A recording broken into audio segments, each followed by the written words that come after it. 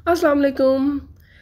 आज सुबह नाश्ते के टाइम से मैं अपना व्लॉग स्टार्ट कर रही हूँ और नाश्ता आपके सामने है। फुल देसी नाश्ता है, कीमा मटर है, पराठे हैं और साथ में फ्राइड एग्स हैं।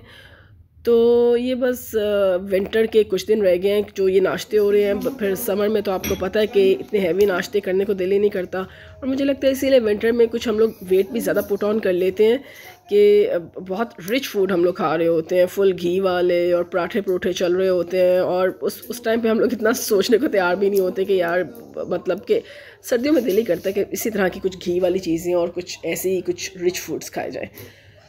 तो नाश्ता आज सुबह जल्दी में हम लोग सब इसलिए ज़रा कर रहे थे कि आज डॉक्टर की अपॉइंटमेंट थी।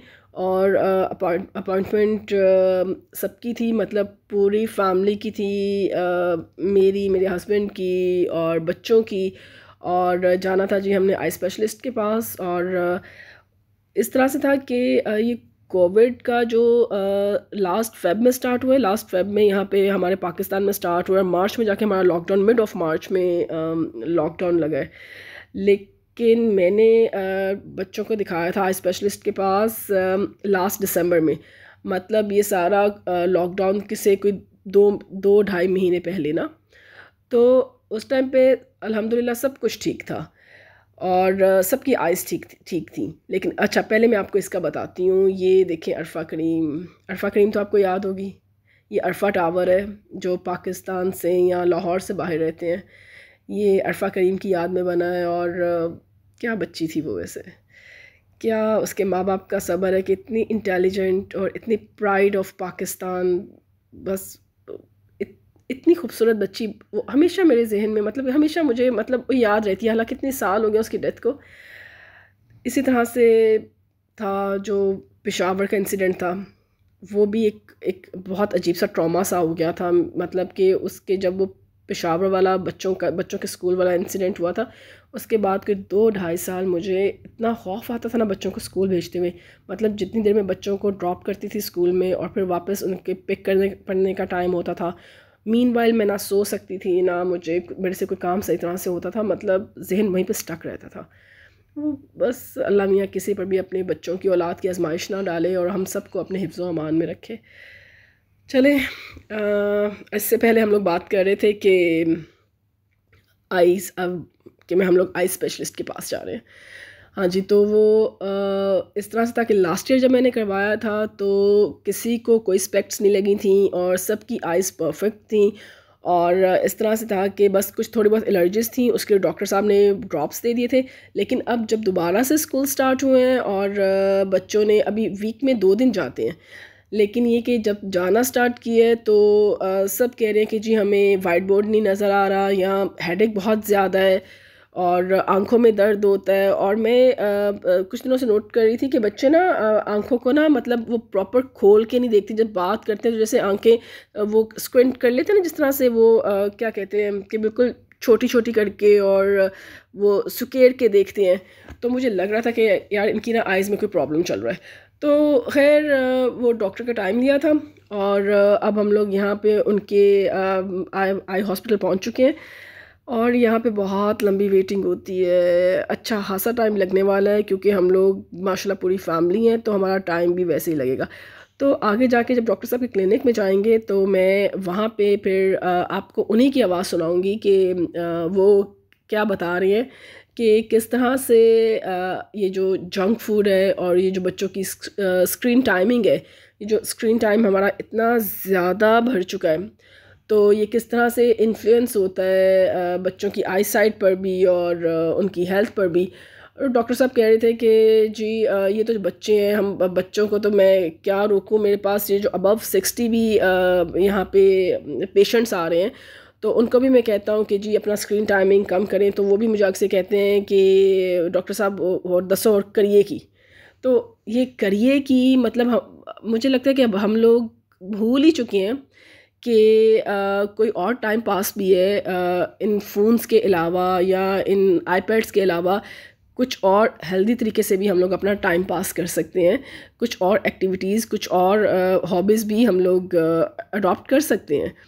लेकिन ये शायद इतनी बुरी एडिक्शन हो गई हम सबको फ़ोन्स की, और हम लोग एक तो इसमें टाइम का पता ही नहीं चलता, मतलब कि इसमें कहाँ घंटों के घंटे जाते हैं ना, जब फ़ोन आपके हाथ में होता है आपको पता ही नहीं चलता। और उसमें हम लोग कितनी और कोई प्रोडक्टिव चीज़ कर सकते हैं जो हमें भी फ़ायदा दें या दूसरों को भी दें, करना चाहिए आजकल, ठीक है ये भी सही है। लेकिन इसका भी हमें ना, लाइक मैं तो खुद अपने आप को भी कह रही हूँ, समटाइम्स कुछ कुछ डेज़ होते हैं जब मेरा भी हाथ से फ़ोन नहीं मैं छोड़ती, लेकिन ये कि अब मैं सोच रही हूँ कि ख़ुद पे भी एक लिमिट लगा दी जाए, एक टाइम लिमिट लगा दी जाए कि जी सुबह इतनी देर और शाम में इतनी देर, और मीनवाइल आप कुछ और अपना जिस तरह से पहले कुछ 2-4 साल पहले ज़िंदगियाँ गुजर रही थी उसी तरीके से गुजारी जाए। तो मेरा ख़्याल है कि वो हमारी, एक डॉक्टर साहब कह रहे थे कि लाइक ये वेट पुट ऑन होने के भी, जो आजकल वेट इतना ज़्यादा बढ़ रहा है बच्चों में बड़ों में, वो भी उसकी वजह से आजकल जो जॉइंट्स पेन्स हैं और बाकी भी और 100 तरह की चीज़ें जो हम लोग बैठे रहते हैं। तो खैर जी, यहाँ पे हम लोग वेटिंग में बैठे हुए हैं और अपनी टर्न का इंतज़ार कर रहे हैं, और इसमें वो आके हर आफ्टर 2 और 3 मिनट्स इनकी बच्चों की आंखों में ड्रॉप्स डाल जाती थी एक सिस्टर आके। तो ये ड्रॉप्स इन्हें कुछ 4 दफ़ा डलवाने थे, और देन फिर इन्हें अपनी टर्न पे अंदर डॉक्टर साहब के पास जाना था। तो अंदर जाके फिर आप डॉक्टर साहब का सुनिएगा कि वो क्या बता रहे हैं, और मैं चुप रहूँगी। तो बस चीज़ें अपनी इसी तरह से चलती रहती हैं, कुछ ना कुछ छोटी मोटी हेल्थ को लेके और बाकी चीज़ों को लेके इश्यूज़ सामने आते रहते हैं। और मेरा ख़्याल है कि अच्छी बात है कि आप बिल्कुल स्टार्ट में अगर इन चीज़ों को पकड़ लें तो वो बहुत ज़्यादा बढ़ती नहीं है, मतलब वो बेहतर हो जाता है कि अगर हम लोग अपने रेगुलर चेकअप्स जो हम लोग अक्सर इग्नोर कर देते हैं ना, तो वो करवाते रहें और रेगुलर विज़िट्स होते रहें तो बेहतर रहता है।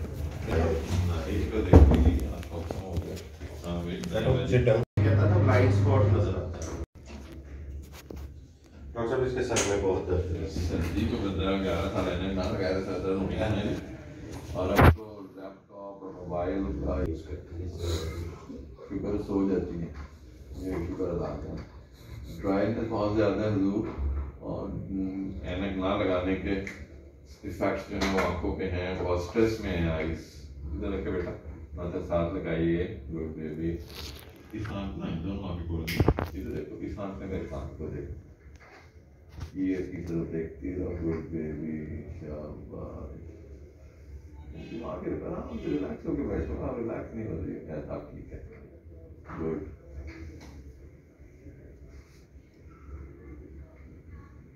कोई तरीका है कि इनका मोबाइल कम किया जा सके? पीछे कर बेटा, सादा ग़िज़ा, सादा सब्जियां, सादा फ्रूट ज़्यादा मिला में लें। इसकी आंखें बहुत ड्राई हो रही हैं, ड्राई की वजह ये आपको मोबाइल फ़ोन है, ज़्यादा देर ब्लिंक ना करना, ज़्यादा देर खोल के देखना कि वो इनको एक दवाई लिख के दे रहे हैं, ये शुरू करा दें दिन में 4 मरतबा, दोनों आँखों में, और एक ट्यूब होगी रात को सोते वक्त। एक ट्यूब जब ख़त्म हो जाए बंद कर दीजिए, मज़ीद न लें। और ड्रॉप्स आपने अगर जब तक मोबाइल इस्तेमाल करने डालते रहें, ठीक। तो अब देखते हैं मोबाइल जीतता है, आँख के अंदर लगानी है, आँख के अंदर लगा दें, आँख बाहर भी लगा दें, तो लगता है ये मोबाइल जीत जाएगा, ड्रॉप्स खत्म हो जाएंगे, ठीक है ना। तो अब बेटा हमें कोई इतराज़ नहीं होता, एक तो आपकी एज नहीं है ये करने की, ठीक है ना, आपका वेट गेन होगा, आपकी नेक में प्रॉब्लम आने शुरू हो जाएंगी, आपके और मसले शुरू हो जाएंगे, हम आपको बता सकते हैं, हम अपने बच्चों को नहीं रोक सकते, तो आपको कैसे कह रहे हैं, कोशिश करें आप इसको ऐनक मस्ट है, मस्त है जी, मस्त है, पर को लफ्ज़ होता है तो आजे वाले बेटे नंबरिंग वगैरह तो उन्होंने लिख दी है।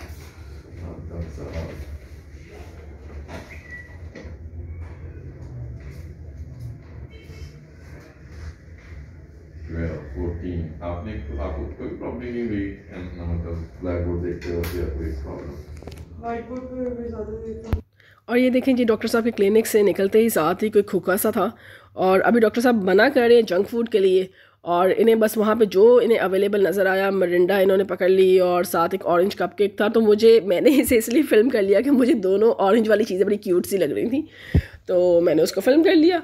चले खैर जी, अब यहाँ से निकलते ही इन्होंने फिर कोक शोक पिया, हालांकि डॉक्टर साहब ने बिल्कुल सख्ती से इन्हें मना किया था कि नो जंक फूड, लेकिन क्या करें, क्या करें, हमें ख़ुद अपने आप को समझाने में भी टाइम लगेगा, तो बच्चों को तो फिर हम बाद में कहीं ख़ुद समझेंगे तो फिर बच्चों को समझाएंगे जी। तो अब जा रहे हैं घर वापस, और घर वापस जाकर फिर देखेंगे कि जी अब इनके लिए क्या शेड्यूल बनाना है, और बीच में अभी कुछ दवाइयाँ भी लेनी है। अभी प्रॉपर नहीं, मैं कुछ ड्रॉप्स ही ले रही हूँ, बाकी मेरे जो उनसे अलग से विटामिन ई विटामिन डी के होते हैं वो चीज़ें हैं, और जो इनकी प्रॉपर इनके हैं कुछ और ड्रॉप्स वगैरह और चीज़ें सबकी अलग अलग से हैं, वो तो शाम में ही आएंगी, लेकिन जो मुझे अपने लिए चाहिए थे वो मैंने ले लिए हैं।